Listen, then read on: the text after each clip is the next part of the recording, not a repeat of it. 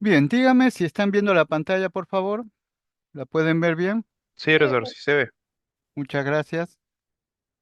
Bien, entonces el tema que vamos a tocar el día de hoy está relacionado con lo que es la relación médico-paciente, el modelo biopsicosocial de la historia clínica psiquiátrica, que es especial precisamente y que de alguna forma nos va a ayudar a todos nosotros a cubrir no solamente los aspectos biológicos, ¿no? O anatómicos o fisiológicos o patológicos de un paciente, sino también todos los otros aspectos de salud que es importante tener en cuenta en cuanto a que cada uno de los pacientes es una persona y por lo tanto tiene niveles, distintos niveles de ambientes de desarrollo, ¿no? Y proceso que tenemos que tener en cuenta en su proceso de salud y enfermedad. El logro del aprendizaje va a ser desarrollar habilidades para poder establecer lo que nosotros llamamos la alianza terapéutica, usando principios éticos, deontológicos, que nos permitan elaborar una historia clínica psiquiátrica completa y poder identificar factores biopsicosociales, que como vamos a ver posteriormente es el modelo de la historia clínica psiquiátrica, que intervienen en la génesis de las conductas humanas. Para eso les estoy presentando la agenda. Vamos a hablar de la relación médico-paciente, su definición, los modelos, los elementos de esta relación médico-paciente, la diferencia según circunstancias, lugar, participación, edad, actitud, los retos actuales que se presentan en la relación, las estrategias de mejora, ¿no? Y vamos a hablar también posteriormente de lo que es la historia clínica psiquiátrica bajo el modelo biopsicosocial. Es importante tener en cuenta entonces que todo acto médico comienza con un encuentro humano. Interesante, ¿no? Ahora que nos hablan mucho de los aspectos de la inteligencia artificial, de la forma como una máquina puede llegar a diagnosticar algunos procesos patológicos en las personas, nos encontramos con que esta definición es lo que realza y que le da valor a nuestro trabajo, al acto médico. Todo acto médico comienza con un encuentro humano entre dos seres humanos. Y esto es importante, ¿por qué? Porque eso nos va a llevar a la posibilidad de la adherencia, que el paciente se adhiera al proceso y se satisfaga, y que va a impactar en los resultados clínicos que nosotros desarrollemos. Los objetivos de esta clase va a ser conocer los modelos históricos y actuales, identificar las habilidades comunicacionales y éticas y analizar los aspectos de reto contemporáneo que se nos están presentando últimamente. Y volvemos entonces a la base principal de todo, la relación médico-paciente. ¿Qué cosa es la relación médico-paciente? Es la relación que se produce entre un agente de salud, que puede ser un médico, un equipo de médicos, un personal auxiliar de diagnóstico, tratamiento, y una o varias personas o pacientes con una necesidad de atención, ya sea por enfermedad o por orientación, con el objetivo de diagnosticar, curar o mejorar las condiciones de salud o prevenir una enfermedad.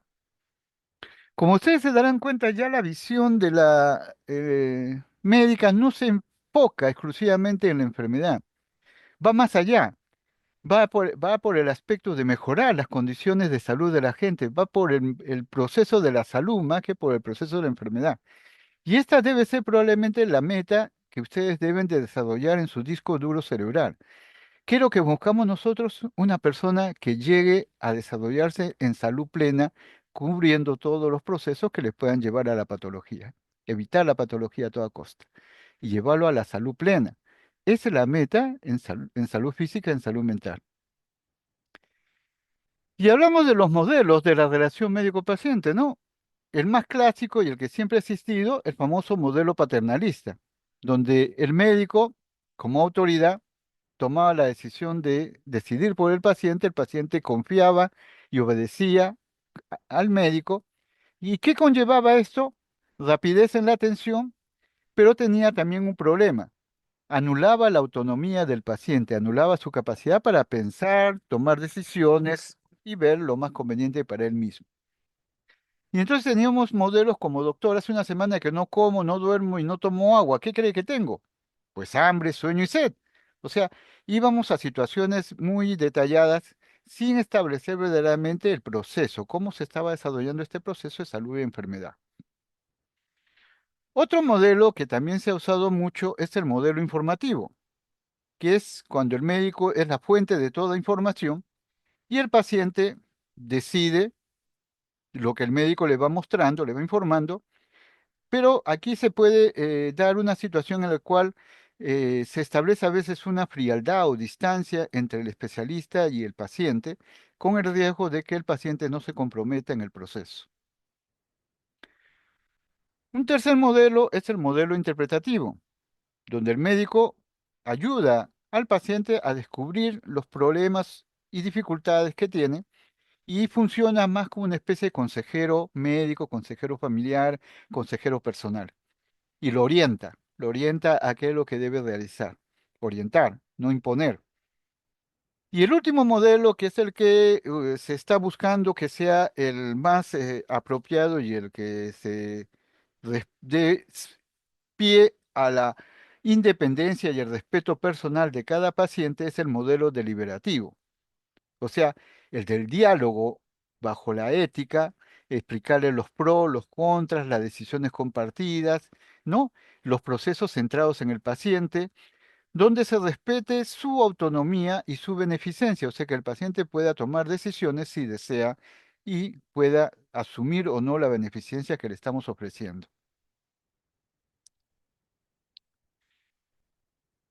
El proceso de la relación médico-paciente parte de lo que es la comunicación.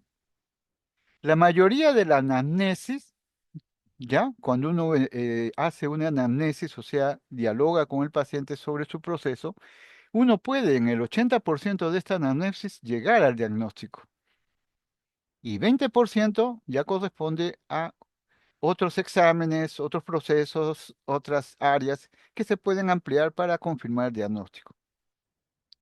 Borsman en 2010 nos habla de que se necesitan solo 90 segundos para conectar positivamente con un paciente. Y es lo que nosotros llamamos la primera impresión. Ustedes como profesionales se presentan ante el paciente y lo primero que tienen que generar es una primera impresión.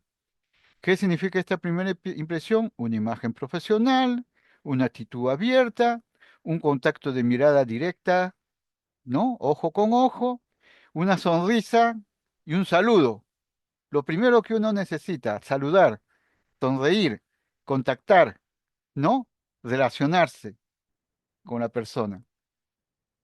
Y es interesante porque la comunicación que nosotros conocemos tiene varias fases, ¿no? Hay una fase no verbal y hay una fase verbal. Y nosotros encontramos que el lenguaje no verbal, la comunicación se entiende mucho más o se desarrolla mucho más en el 55% de la interacción.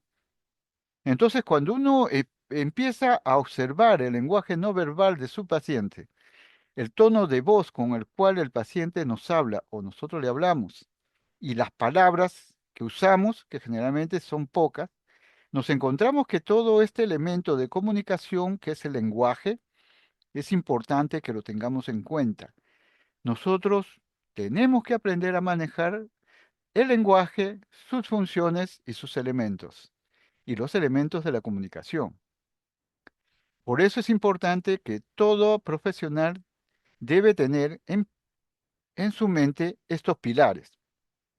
Asertividad, o sea, ser capaz de responder a la demanda del paciente. Empatía, poder colocarse en el lugar de él. Y escucha activa, poder prestarle atención directa, que el paciente sienta que nosotros lo escuchamos, no que estamos preocupados por el trabajo, la producción, no, que los estamos escuchando, que es una persona importante que queremos escucharla. Por eso es importante que en la comunicación lo importante es la cantidad, la calidad del lenguaje, de la comunicación, la pertinencia y la forma o modo en que éste se expresa. Cuando nosotros establecemos una relación médico-paciente, siempre tenemos que tener como elementos fundamentales lo ético y lo bioético, ¿no? O sea, lo que es lo correcto. Y en estos de lo ético y lo bioético tenemos, ¿no?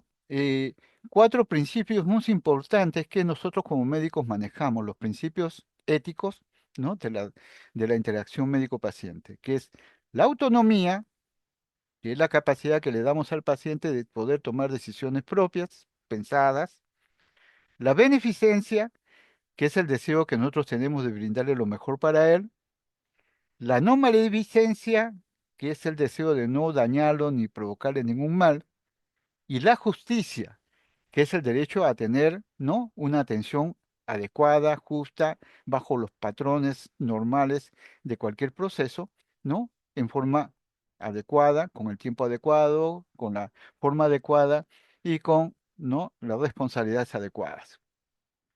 Y ahí es donde nace el famoso consentimiento informado. El consentimiento informado apela a la autonomía, apela al diálogo, apela a que la persona consienta, acepte y en el proceso de la relación, ¿no? Colaborar, participar, ¿no? Intervenir dentro de este proceso. Y por supuesto, la base de todo este proceso de relación médico-paciente es la confianza. Si usted no le puede brindar confidencialidad a su paciente, no puede hacer una buena relación médico-paciente. La confianza es el elemento básico que nos ayuda a todos nosotros, los médicos, a respetar, a ayudar, ¿no? Y a que nuestros pacientes nos tengan, ¿no? Seguridad de que no lo vamos a traicionar. Dentro de esta circunstancia tenemos que tener que en la relación médico-paciente hay elementos fundamentales que nosotros desde el punto de vista psicológico lo podemos describir. Por ejemplo, en los aspectos psicológicos de la relación médico-paciente aparecen dos elementos muy importantes que se usan en esta relación, la transferencia y la contratransferencia. La transferencia es una reacción emocional que desarrolla el paciente hacia su médico y que se produce por el desplazamiento de afectos del paciente hacia el profesional. Eso se llama transferencia, transferirle emociones. Ahora, las transferencias pueden ser positivas, y entonces lo amo, lo adoro, lo quiero, ¿no? Lo máximo, mi médico, o pueden haber transferencias negativas. Lo odio, lo rechazo, se parece a mi hermano, no me gusta, etcétera, etcétera. Entonces, también hay transferencias negativas. Los aspectos positivos de la relación médico-paciente son precisamente aquellos que son de transferencia positiva, pero no una transferencia abrumadora, sino una transferencia racional, porque también podemos llegar a situaciones bastante extremas, como que el paciente transfiere emociones ya que sobrepasan los límites de una relación profesional y empieza a transferir ya emociones de repente afectivas. Por ejemplo, está enamorada el médico, la paciente está enamorada del médico o el paciente está enamorado de su enfermera. Y entonces esas son transferencias que no son positivas para el desarrollo de una relación médico-paciente. Igual. La contratransferencia es los sentimientos que también el médico, como ser humano, puede transferir o desplazar hacia su paciente. Y pueden ser transferencias positivas cuando uno tiene deseo de ayudarlo, tiene el empeño, pero también puede ser invasivo cuando uno quiere enamorar a la paciente o quiere llevársela al hotel. Entonces ya eso no es contratransferencia, esa es otra cosa. Igual, de la misma forma, hay contratransferencias negativas que generalmente son producto de la experiencia personal de cada médico. Uno va a encontrar, y esto es importante que también tengan en cuenta, que funciona muy bien con determinado tipo de pacientes. Y sin embargo, van a encontrar que con otro tipo de pacientes como que chocan, como que se resisten, como que sienten que no encajan, no se integran. Esta es la parte que necesitan explorar cada uno de ustedes. Porque nosotros como profesionales debemos estar abiertos a una transferencia positiva para todos lados y una contratransferencia positiva también para todos lados. Pero si tenemos cosas transferencias negativas, cuidado, algo en nuestra persona es lo que está bloqueando nuestra profesionalización para atender adecuadamente a un paciente. Entonces volvemos a ensayar. Las transferencias, emociones, sentimientos, deseos que el paciente transfiere o desplace hacia su médico. Contratransferencia, procesos, emociones, conductas que el profesional desplaza también a su paciente. Y aquí hay que tener mucho cuidado. Pueden ser positivos y pueden ser negativos. ¿Qué es lo importante de estos valores de la transferencia y contratransferencia? Si uno aprende a apreciar la transferencia y la contratransferencia que genera una relación médico-paciente, está en mejores condiciones de lograr adherencia terapéutica por parte del paciente, porque usted puede lograr que el paciente transfiera situaciones positivas y confíe en usted y que usted pueda contratransferir situaciones que lo aseguren a él a sentirse no protegido, ¿no? Y sin ningún tipo de malicia. Ahora, en la relación médico-paciente también pueden presentarse estigmas, o sea, actitudes, creencias y estereotipos negativos, que pueden llevar a lo que se llama una discriminación de las personas en sus problemas de salud mental. Por ejemplo, no sabemos, pero muchos de nosotros tenemos problemas de diferenciación racial. Por más que que digamos nosotros, no, yo amamos a todos los colores de piel, podemos ser potencialmente transgresores y discriminadores raciales, sin querer queriendo, o actitudes frente a la pobreza, actitudes frente a la enfermedad degenerativa, actitudes frente a enfermedades sociales, etcétera, etcétera, etcétera, o conductas pues sociales. Por ejemplo, el sesgo sexual, el sesgo ¿cómo se llama?, de elección de pareja, etcétera, etcétera. Entonces eso se llama estigmas, actitudes y creencias estereotipas negativos que nuestra sociedad nos puede a nosotros haber formado internamente como personas y que tenemos que aprender a ser conscientes de que pueden bloquear nuestra capacidad profesional. Los otros pueden ser los sesgos en salud, o sea, juicios inconscientes o conscientes que los profesionales de la salud tienen hacia determinados tipos de pacientes lo que hace que afecte su trato. Por ejemplo, no me gusta tratar a ancianos porque dan problemas, o no me gustan los niños porque tampoco puedo atenderlos bien, o no me gustan las mujeres porque yo soy xenofóbico. Entonces, esos sesgos también podría ser parte de este proceso. O no atiendo prostitutas por la enfermedad de transmisión sexual, ¿no? O el VIH, o la tuberculosis, y así sucesivamente. Dentro de los elementos fundamentales psicológicos también hay que tener en cuenta mucho la alianza terapéutica, porque la alianza es el predictor de la adherencia de la relación. La alianza terapéutica es un proceso interpersonal entre médico y paciente que asegura un fiel cumplimiento de las indicaciones, recomendaciones que recibe el paciente por parte de su médico con un trato honesto y adecuado por parte del profesional. Importante tener en cuenta entonces, la relación médico-paciente es la piedra angular, ¿no?, del desarrollo del acto médico. El acto médico se expresa en la historia clínica. El acto médico se establece a través de la comunicación y las transferencias emocionales, ¿no? Y la meta de toda relación médico-paciente es la alianza terapéutica. Vamos a hablar ahora de las diferencias de la relación médico-paciente según ciertas circunstancias. Por ejemplo, hablaremos un poco sobre las relaciones médico-paciente según ambientes donde se realice esta relación. No es lo mismo trabajar en una emergencia, saturada, presionada, con mucha demanda y bajo presión, que una sala de hospitalización que uno todavía tiene tiempo de respirar, conversar con el paciente, la familia y el personal, o que en un consultorio donde hay más libertad para poder desplazarse u otros ambientes. Por eso es importante tener en cuenta donde realizamos la relación médico-paciente, cómo vamos a tener que funcionar. En una emergencia es importante tener en cuenta que hay una demanda enorme y rápida de tomar decisiones. Aquí usted no puede ponerse a pensar.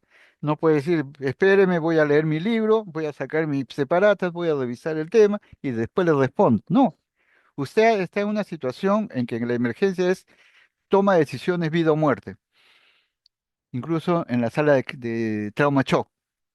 Por lo tanto, sus decisiones deben ser rápidas, ¿no? Y decididas. No puede usted dudar, tiene que tomar decisiones adecuadas. Y aquí el problema es la demanda. Muchas veces la gente quiere ser atendida primariamente, pero uno tiene que ejercer una especie de jerarquía. Se atiende el proceso más grave, no el primero que llega. Es el proceso más grave que usted encuentre que necesita atención. Trauma shock. El paciente está muriéndose. Hay que atenderlo porque se muere. Otros pueden esperar. Por eso en emergencia hay distintos niveles. Hay el nivel de atención trauma shock que es inmediata porque si no el paciente se muere. Hay uno en el que puede esperar 5 minutos para atenderlo. Hay otro que puede esperar 10 minutos y otro que se lo puede mandar al consultorio porque no necesita estar en emergencia. Esto es importante. Segundo, hay que tener en cuenta que las decisiones que el médico tiene que tomar son decisiones rápidas, tiene que ejercer el liderazgo, no puede dudar, no puede delegar, tiene que trabajar en equipo y el equipo tiene que estar preparado para responder como una maquinaria, al unísono. No puede demorarse en que uno de ellos demore su atención. En la sala del hospital uno siempre tiene la posibilidad de poder tener mayor capacidad y tiempo para entrevistar al paciente. ¿Qué es lo que hay que tener cuidado en la sala del hospital? El famoso cuidado personal, o sea, cuidar la intimidad del paciente, el poder entrevistarlo individualmente en un ambiente sin presiones y poder hacer un buen examen médico sin necesidad de que haya otras personas observando el examen. Entonces ahí hay que respetar, ¿no? A la intimidad del paciente. En el consultorio la situación es mucho más suave porque uno puede desplazarse con facilidad, ¿no? Y tomar decisiones mucho más laxas porque no hay mucha presión sobre la atención.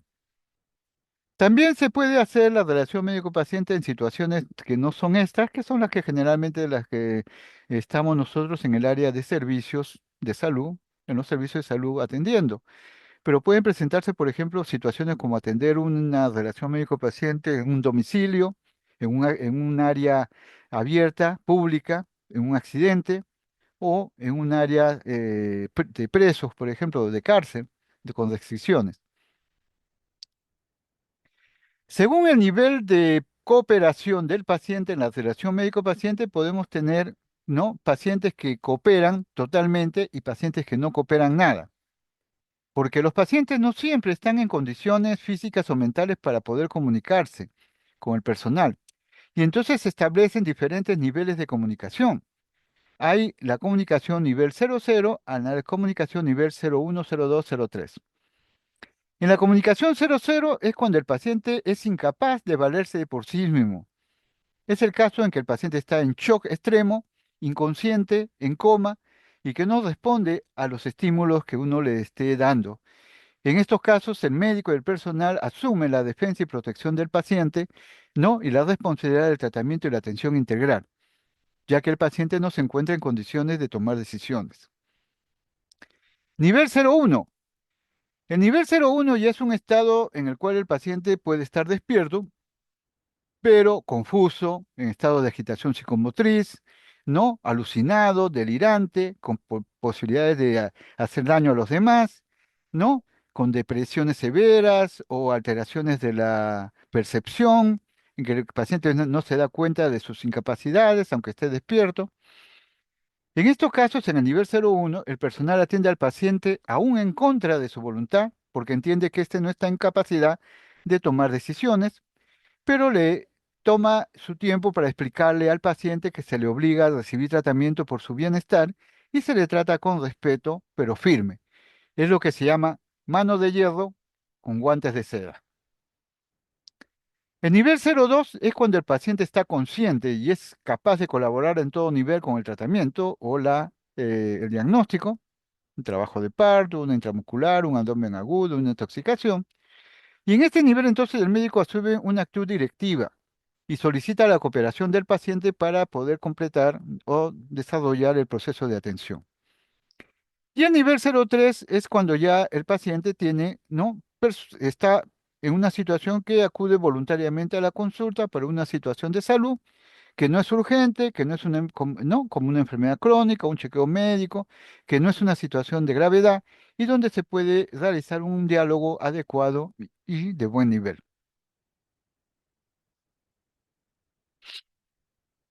La relación médico-paciente también puede verse alterada según la edad. No es lo mismo atender a un niño que atender a un adolescente, que atender a un adulto o atender a un adulto mayor. Es importante tener en cuenta eso, ¿no? Cada edad tiene un componente en que la relación médico-paciente va variando según ese componente. En el caso de los niños menores de 8 meses, pueden ser atendidos sin problemas porque los niños no reflejan ningún tipo de rechazo o miedo frente a los extraños, por debajo de los 7 u 8 meses. Y entonces la interacción con los niños es a través de sus tutores o padres. Pero uno puede atender al niño y el niño no va a reflejar ningún rechazo, temor o miedo. Eso no sucede, por ejemplo, por encima de los 8 meses, ¿no? O en la infancia, donde los niños no recelan de cualquier actitud frente a extraños, buscan la protección de familiar o persona que vive con ellos, tienen miedo de ser lesionados y reaccionan con angustia y llanto. Entonces es importante tener en cuenta. Y la relación con estos niños tiene que ser una relación a través del juego. La única forma de lograr que el niño se relacione es a través del juego. En el caso de adolescentes, la situación también es casi especial. Son personas que no han llegado a la madurez todavía, aunque físicamente lo son, y que emocionalmente están reaccionando en contra de la autoridad. Y entonces son bien ambivalentes. Por un lado pueden expresar fortaleza y desafío, y por el otro lado pueden mostrar temor, ¿no? y debilidad. Entonces los adolescentes fluctúan siempre en ese aspecto. En el caso de los adultos, no, los adultos ya están en condiciones, después de los 18 años, de ser maduros y poder colaborar adecuadamente en la evaluación y el diagnóstico. Como ustedes se darán cuenta, cada edad tiene su propia patología o predominancia de desarrollo patológico en salud física y salud mental, y eso también es importante tener en cuenta. Una de las cosas que hay que tener en cuenta en la relación con niños es la seguridad de su cuerpo y de su piel. Los niños reaccionan mal cuando tienen lesiones de piel o lesiones que afectan su cuerpo. La cirugía, las quemaduras, son traumas enormes en ellos que pueden generar cuadros postraumáticos en su desarrollo personal. Por eso hay que tener mucho cuidado en estas circunstancias para manejarlo. De igual forma, a veces los profesionales nos resistimos y nos endurecemos cuando atendemos niños porque no queremos mostrarles emociones, porque nos causa mucho dolor a veces el sufrimiento de estos niños, y entonces a veces nos volvemos un poco neutros y a veces nos acusan de no ser emocionalmente compatibles. Pero es importante que también los profesionales no protejan su propia intimidad y sus propias emociones, si no se vendrían a menos y perderían la objetividad y la capacidad profesional para el trabajo. Relación médico-paciente según estilos y actitudes del paciente. Todos tenemos que tener en cuenta que cada paciente es una persona en sí y cada una de ellas trae una historia biopsicosocial de años a través del tiempo que se ha ido formando, ¿no? Poco a poco en los diversos lugares donde ha vivido, ¿no? En la casa, en el barrio, en la escuela, ¿no? En los estudios, en el trabajo, y que han ido desarrollando una serie de características personales que van marcando su propio proceso de desarrollo personal. Y podemos encontrarnos con diversos estilos de pacientes, diversas formas de ser de pacientes. Y cada uno de estos estilos uno tiene que aprender a reconocerlos y a saber manejarlos, de tal forma de evitar un conflicto o roce o situaciones de confrontación y mejorar la capacidad de interacción con estos pacientes. Por ejemplo, tenemos el paciente hostil. A él es el paciente que siempre nos está mostrando los dientes y nos dice que no, que abusamos de ellos, que los maltratamos, que no les damos la atención adecuada, que los dejamos abandonados. Es importante trabajar esa relación. Los pacientes simuladores, que aquellos que tratan de simular una enfermedad para ganancia secundaria, o pacientes manipuladores, ¿no? Que quieren tener algo o conseguir algo a través de la atención médica. Los pacientes dependientes son aquellos que no pueden tomar decisiones propias y necesitan que alguien los ayude a pensar. Pero no hay que tomar decisiones por ellos, hay que ayudarlos a que ellos tomen sus propias decisiones. Los pacientes seductores, que también es uno de los problemas graves, por eso es que se recomienda cuando uno trabaja en un área y tiene que examinar físicamente a una persona del sexo opuesto, lo recomendable siempre es contar con un personal técnico del sexo del paciente. Si usted es varón y está atendiendo a una mujer, pida una técnica o una enfermera mujer que lo acompañe, precisamente para evitar las famosas acusaciones de intento de violación, manipulación y todo lo demás, que mucha es parte de la fantasía de muchas adolescentes o mujeres y que creen que el médico pues es un seductor, un abusador, un don Juan, etcétera, etcétera. Entonces es importante tener siempre, estar preparados para evitar demandas, demandas por mala praxis, ¿sí? O por acusaciones falsas. Tenemos también pacientes obsesivos. Son aquellos que te traen la cartilla completa de todos los datos de su enfermedad y quieren que tú te los conozcas de pe a pa. Con ellos hay que ser flexible, hay que darles tiempo, si no se puede atender en la primera hora, se le dice, ya, vamos acumulando su información, la próxima vez me vuelve a traer más información y seguimos trabajando. Pero tiene usted que aprender a manejar, ¿no? Esa tensión que el paciente tiene con respecto a su enfermedad. Tenemos los dramáticos, aquellos que se mueren o hacen crisis o hacen un escándalo enorme para ser atendidos y después resulta que no hay nada. Entonces hay que tener también capacidad de frialdad, tranquilidad, empatía, hacerle sentir de que uno lo escucha, pero que tiene que aprender a disminuir sus emociones y expresarlas con un nivel de intensidad regulado. Pacientes desconfiados, que es la mayoría de nosotros somos paranoides. Siempre desconfiamos de lo que nos puedan estar haciendo. Piensa mal y acertarás, dice, esa es la palabra del paranoide. Y entonces siempre estamos desconfiando de la atención de los servicios. El pasivo agresivo, aquel que se mantiene tranquilo y todo lo demás, pero cuando uno intenta que colabore, en vez de ayudarlo, le pone trabas, ¿no? Le boicotea los tratamientos, no cumple con las indicaciones, se resiste a la atención del médico, es el pasivo agresivo. El indiferente. Un paciente indiferente es una interesante situación en la cual tenemos que diferenciar si es un problema de naturaleza de la personalidad o ya estamos hablando de alguna patología mental que lo está llevando al paciente a una situación de autismo o vivencia fuera de la realidad. O pacientes estilo Munchausen, ficticios, que inventan enfermedades para ser atendidos como enfermos. Hemos revisado anteriormente los estilos de la atención de la relación médico-paciente según médico y hablamos de algunos estilos acá en general. El paternalista es aquel que toma decisiones por uno, pero en algunas circunstancias, cuando uno está, por ejemplo, en emergencia, tiene que tomar decisiones de ese tipo. El despreocupado, ya, este es un profesional que no ayuda en nada porque deja todo a medias y esto lo complica todo. El alarmista es el médico que siempre está buscando encontrar problemas y cuanto más problemas se encuentra, más hace que los que están alrededor suyo sufran de ansiedad. El moralista, aquel que quiere imponer su código deontológico, religioso, ¿no? Frente a las personas, cuando en realidad cada sociedad tiene sus propios procesos morales, y entonces uno tiene que aprender a respetarlos todos. El juez, que quiere enjuiciar a todas las conductas que realiza uno. El chismoso, que es la parte más fea, ¿no? Que un profesional, ¿no? Intente informar, ¿no? O hablar de temas, ¿no? Que en vez de mejorar las situaciones, las empeoren. El policía o gerdamen, como el juez. El catedrático, aquel que se cree la última chupada del mango y está pontificando sobre la enfermedad y a veces ni acierta el diagnóstico. El indeciso, que siempre está en duda. El todo, que siempre se conoce la última fórmula, ¿no? Y el último tratamiento, pero a la hora que tiene que aplicarlo a veces no lo hace.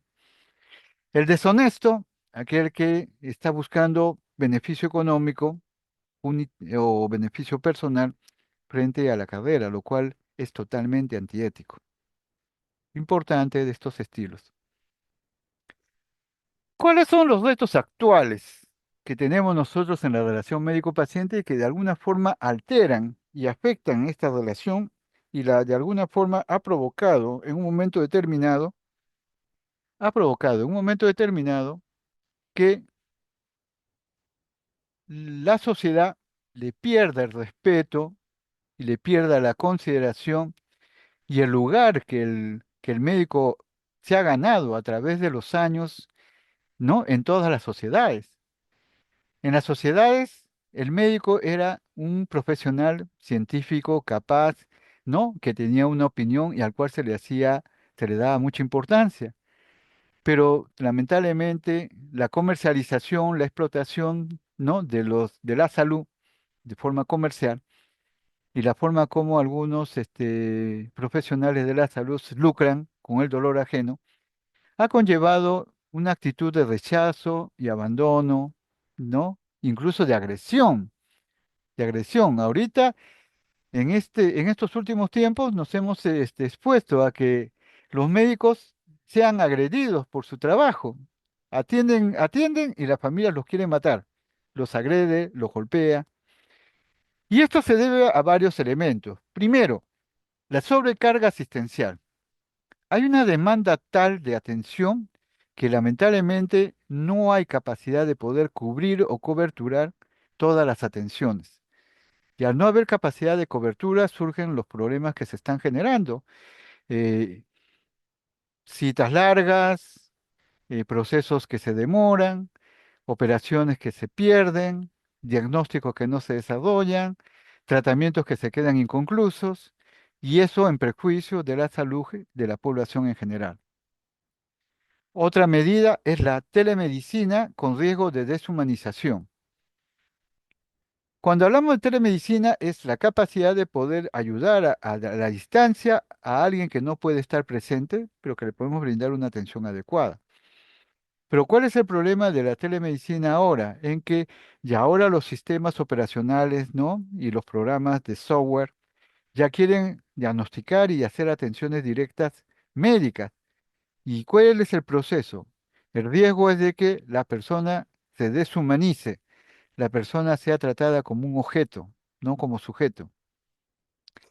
Otros retos actuales tenemos los pacientes informados con el famoso doctor Google, porque todo paciente puede entrar a Google y poner sus síntomas, sus signos, poner su tratamiento y se va y empieza a retar al médico de por qué le está dando esto, si el informe dice que esto es para esto, para esto, para esto y no para esto, y por qué le está dando lo otro y todo lo demás.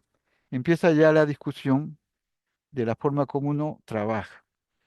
Y es importante también en cuenta que hay pacientes que se informan bien, si es que buscan investigaciones coherentes, pero hay pacientes también que se informan mal y se dejan llevar por los chismes.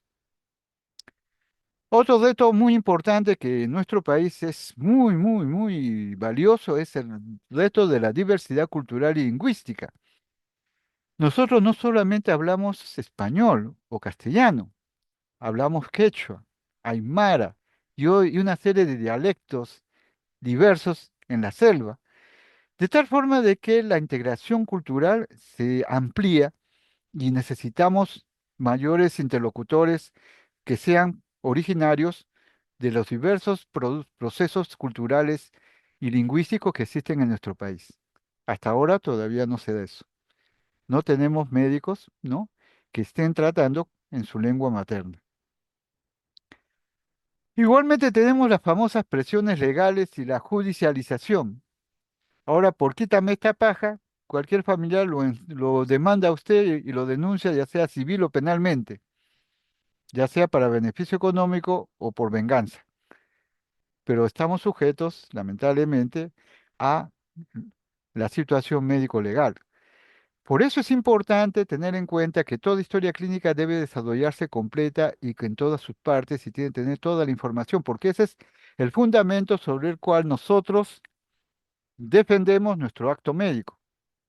Si no tenemos ese documento, pueden acusarnos de cualquier cosa y meternos a la cárcel de por vida. ¿Qué estrategias están buscando para mejorar la relación médico-paciente? La técnica de las famosas 3E: escuchar, explicar y empatizar, ¿no? También se usa el modelo Calgary de Cambridge, que tiene una perspectiva biopsicosocial, que es el entrenamiento en comunicación clínica, donde el médico reflexiona en forma continua y éticamente con su paciente, tratando de explicarle los procesos de su situación, ¿no?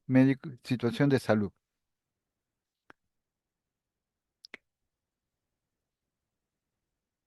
Revisando estos procesos, tenemos que tener en cuenta entonces algo que es muy importante. La relación médico-paciente es el núcleo de la medicina y es la que humaniza el acto médico y por lo tanto es el que nos hace a nosotros expresar nuestra presencia personal. Si nosotros como médicos dejamos de existir, la relación médico-paciente desaparece. Y entonces el ser humano deja de ser atendido por otro ser humano y pasa a ser atendido por una máquina, por un entorno, por un programa, pero ya no es un contacto, ¿no? De especie, ser viviente con ser viviente. Por eso, en ese aspecto de la relación médico-paciente hay que tener muy en cuenta que la frase final de esta relación es: el paciente olvidará lo que le dijiste, pero nunca va a olvidar cómo lo hiciste sentir, que parte del respeto, del trato adecuado, de la empatía, ¿no? De hacerlo sentir importante.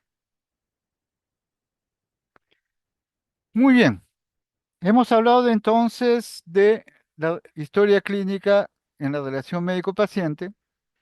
Ahora vamos a hablar del modelo biopsicosocial. ¿Por qué es importante este modelo biopsicosocial? Porque nos sirve para abarcar todos los aspectos que corresponden a la naturaleza humana. El ser humano no es solamente mente y cuerpo, como solía decir Descartes, ¿no? Sino es algo más y trasciende a través del tiempo. Y ese trascender a través del tiempo es parte también del proceso de ser humano. Por eso es importante valorar para qué sirve la historia clínica. Primo no nocere, primero que nada, no dañar. La historia clínica es un documento clínico, registro estadístico, un instrumento para el diagnóstico, un documento médico legal, porque sustenta todo nuestro trabajo, y una herramienta básica en la auditoría del proceso de atención de salud y enfermedad. Y por supuesto, la historia clínica es propiedad del paciente. El paciente es dueño de su historia clínica, no la institución, no el médico. Es el paciente, es el dueño de su historia clínica. Los sistemas de salud, ya sea particulares o públicos, lo único que hacen es conservar el documento clínico como preservante, preservarlo, pero la propiedad es del paciente. Nadie puede introducirse ni sacar una historia clínica de un paciente porque cada paciente es dueño de su propia historia clínica, salvo solicitud o indicación del Poder Judicial, que es la única entidad que puede solicitar este documento directamente. Y entonces, cuando hablamos de la historia clínica, tenemos que empezar a hablar de un modelo que se ha ido desarrollando a través de los tiempos y que conlleva la idea de poder abarcar todas las alternativas del desarrollo del ser humano como persona. Y hablamos del famoso modelo biopsicosocial. Este modelo biopsicosocial, ¿qué resalta? Resalta que todo ser humano tiene factores biológicos, ¿no? Que son parte de su intrínseca personal, tiene desarrollos psicológicos que ha ido desarrollando a través de su nacimiento, de su crecimiento intraútero hasta su desarrollo postuterino, tiene una serie de condicionamientos sociales que se han desarrollado en el proceso de ir crecer en una sociedad específica, en una etnia específica y en una sociedad específica. Por eso es que no somos iguales. Unos son occidentales y cristianos y otros son orientales y de repente budistas, sunistas, ¿no? Yemistas, etcétera, etcétera, etcétera. Por lo tanto, cada ser humano tiene sus propios condicionamientos de desarrollo socioeconómico, político, cultural, espiritual. Y cuando nosotros vamos a atender a un ser humano, tenemos que hacerle una atención integral, que significa ver todos los aspectos de su salud y su calidad de vida. Para eso es importante y vamos a resaltar algunos aspectos simples para que tengamos una idea de qué cosas se está hablando cuando hablamos de factores biológicos, de factores psicológicos y de factores sociales. Por supuesto, esto es mucho más amplio. Podemos desarrollarlo en 1, 2, 3, 4 meses, ¿no? Podemos hablar de muchos temas y ustedes pueden revisarlos en los diversos textos de psiquiatría que existen o de medicina que existen. Pero lo importante de todo eso es tener una idea adecuada de cómo orientamos nuestra información. ¿Cuáles son los factores biológicos más resaltantes de todo ser humano? Primero, su edad, ¿cierto? Todos tenemos una edad. Que ahora está llegando ya a los 100 años, de 0 a 100. Interesante, ¿no? El desarrollo del ser humano. Pero que no hemos logrado mejorar nuestra condición humana a pesar de eso. Sexo, que también ahora está con un problema de interpretación, pues una cosa es el sexo biológico, otra es el género, otra es la actitud interaccional sexual que uno desee realizar, etcétera, etcétera. Pero sexo biológico, o sea, sexo genético, a través de los cromosomas, de los XY. Factores de maduración de circuitos neuronales, porque nuestro cerebro, a través del proceso del tiempo, va desarrollando en el proceso intra y extrauterino una maduración de los circuitos de nuestro cerebro. Y en algunas circunstancias, esta maduración se puede alterar anormalmente, ya sea intraútero o extraútero, y desembocar en procesos de trastornos psicóticos o trastornos mentales graves, como la esquizofrenia. La esquizofrenia es el producto de una maduración anormal de circuitos neuronales. Una de las tantas explicaciones, ¿eh? Porque esquizofrenia tiene 1 millón de etiologías todavía para comprobar.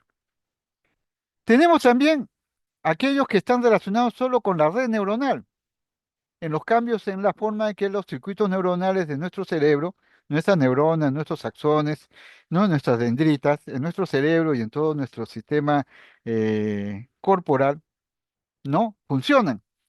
Y aquí vienen a aparecer pues los famosos problemas de alteraciones reactivas de estos circuitos, que pueden desembocar en cuadros de depresión, o sea, incapacidad para funcionar, o en cuadros de ansiedad, incapacidad de controlar nuestras respuestas y nuestra ansiedad. Factores biológicos que pueden alterar también nuestra capacidad, ¿no? cerebral para adaptarnos a nuevas sustancias, porque el consumo de drogas puede dañar la plasticidad neuronal sináptica del cerebro y transformar a los seres humanos de ángeles en demonios y de personalidades normales a personalidades psicopáticas, las famosas adicciones, que se ven y alteran biológicamente a los seres humanos y que pueden desembocar también en procesos de patología mayor, psicosis, esquizofrenia, trastornos afectivos, etcétera, etcétera, etcétera. Y por supuesto, todo lo que corresponde a lo que es el gran campo de la genética, donde hasta ahora no hay una serie de estudios bastante amplios donde se ha encontrado una serie de elementos genéticos que están relacionados con componentes de riesgos en los trastornos mentales. Ya tenemos componentes genéticos que pueden orientar a la posibilidad de un daño mental, pero todavía están en procesos de evaluación y monitoreo. Factores psicológicos que pueden afectar a los seres humanos. Todo lo que es lo psicológico individual, desde la forma en que cómo reaccionamos frente a nosotros mismos, cómo reaccionamos ante la presencia de terceros, cómo interaccionamos, ¿no?, con otras personas, cómo llenamos nuestra vida, nuestras interacciones sociales, nuestras comunicaciones, etcétera, etcétera, etcétera. Todos los procesos vividos en el entorno familiar, en el entorno social, en el entorno eh, formativo, y que de alguna forma, ¿no?, en un momento determinado van a cambiar nuestra vida y van a marcar nuestros caracteres, nuestra forma de ser. La importancia de las relaciones con nuestros padres y cuidadores. El comportamiento humano se configura por una serie de elementos, de datos e interacciones que se van desarrollando desde un proceso natural de desarrollo primero personal. Cada uno de nosotros nace, crece, tiene un desarrollo del lenguaje, desarrollo del ¿cómo se llama?, para caminar, desarrollo para hablar, etcétera, etcétera. Y nuestro enganche con el entorno natural y social, hasta que cada uno de nosotros va formándose individualmente frente a la presencia de otros. El ser humano es social de por sí, básicamente, y es a través de las situaciones sociales que va desarrollando su propia forma de ser. Nosotros y cada uno de nosotros se va formando a través de los ojos de los otros que vivimos. Nuestros compañeros, amigos, familiares van formando nuestra forma de vernos a nosotros mismos.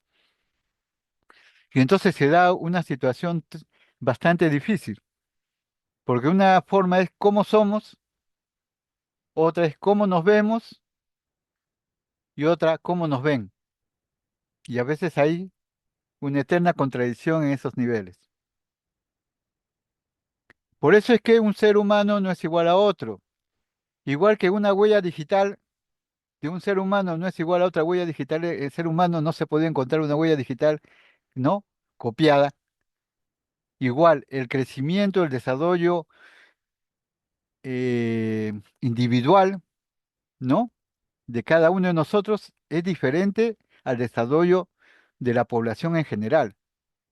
Todos pueden recibir una sola educación, pero no todos van a desarrollar los mismos patrones de desarrollo educativo, porque cada uno lo va a interpretar, a modificar, a cambiar desde el punto de vista personal. Y esa es la parte importante del ser humano. Cada uno de nosotros genera su propio desarrollo personal, bueno, malo, ¿no?, adecuado o inadecuado. Factores sociales. Y en los factores sociales tenemos que tener en cuenta, ¿no?, el lugar donde hemos nacido, el entorno físico, el entorno de los servicios, el entorno de población, la contaminación, la pobreza, la dependencia monetaria, la violencia, el apoyo social, la pobreza, ¿no?, las oportunidades tecnológicas y los problemas sociales de los cuales siempre estamos viviendo continuamente y que hasta ahora las sociedades no han podido salir. Si vemos la historia de la sociedad a través del tiempo, vamos a encontrar que en todas las sociedades se han desarrollado los mismos problemas, y aún más. Problemas de violencia, individual, social, sexual, ¿no?, familiar, etcétera, etcétera. Comportamientos sexuales inadecuados, pornografía, ¿no? Pornografía, abuso sexual, prostitución, consumo de drogas y alcohol, ¿no? Y etcétera, etcétera, etcétera.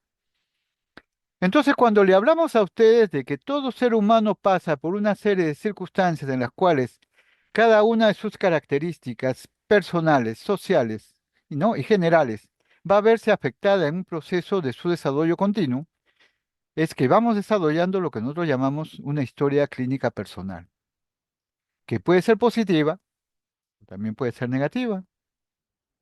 Y por esas circunstancias es importante que nosotros tengamos una visión adecuada de lo que es una historia clínica biopsicosocial.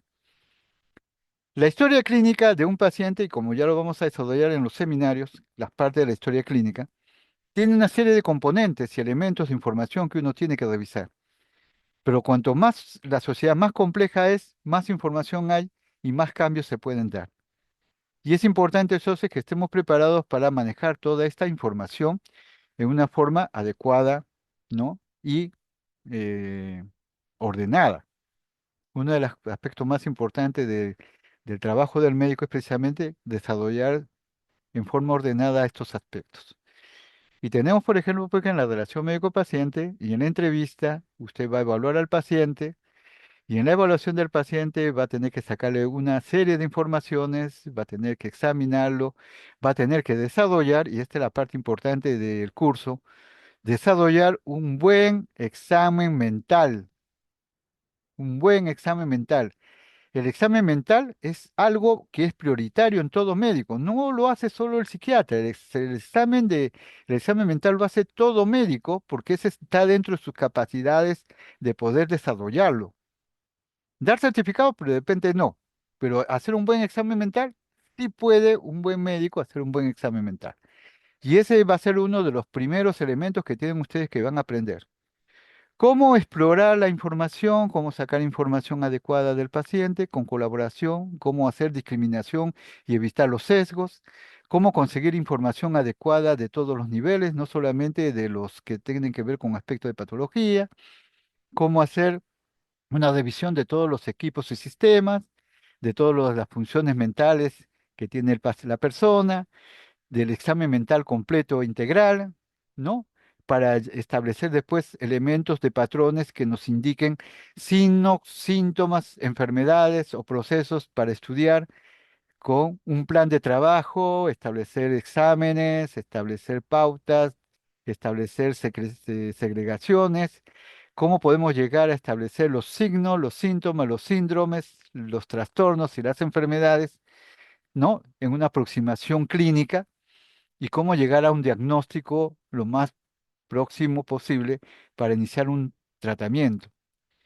Y cómo este tratamiento no basta solamente que se dedique exclusivamente al tratamiento etiológico o nosológico, también tenemos que ver las consecuencias de los aspectos afectados por este proceso, los deterioros, el deterioro social, laboral, el deterioro estudiantil, el deterioro personal, el deterioro familiar.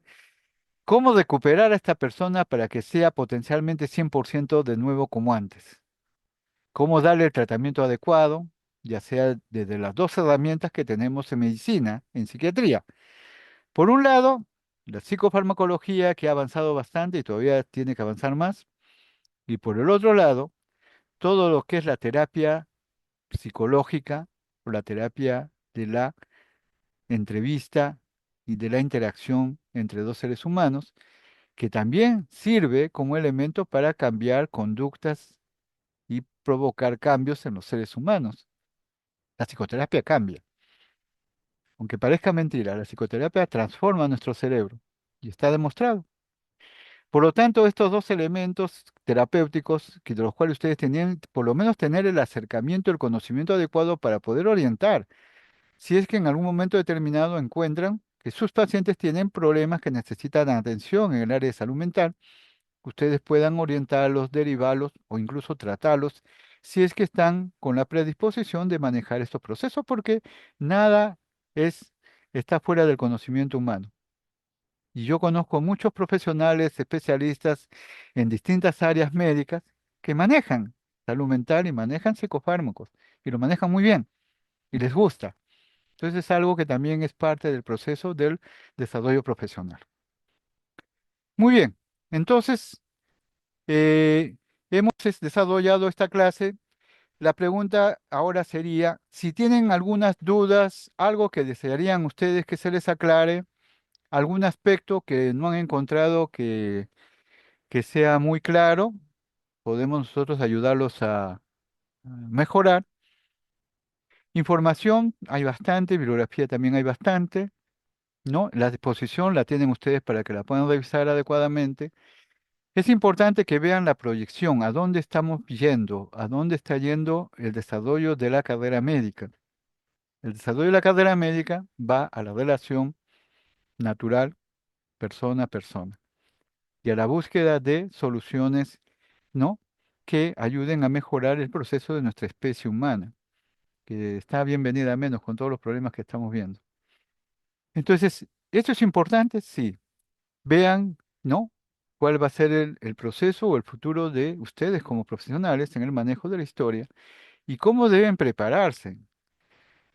En la práctica, van a prepararse para entrenarse. ¿Cómo aperturar una entrevista? ¿Cómo llevar una entrevista? ¿Cómo cerrar una entrevista? ¿Qué es los elementos que tienen que tener en cuenta durante la entrevista? ¿Cómo matizar, hablar? ¿Cuál es el componente verbal y no verbal de la relación?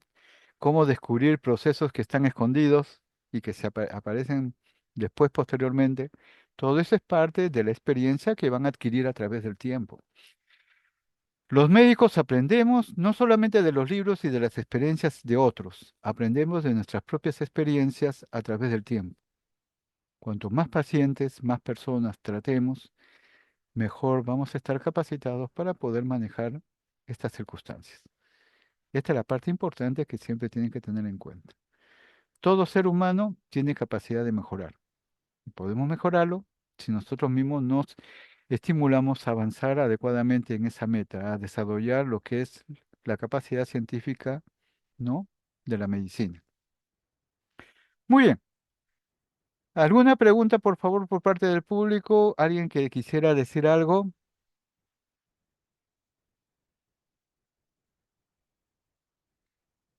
¿O han entendido todo o no han entendido nada? Son los dos extremos que se pueden dar. Sí, claro, doctor. Muchas gracias. ¿Alguien desea preguntar? Claro, doctor.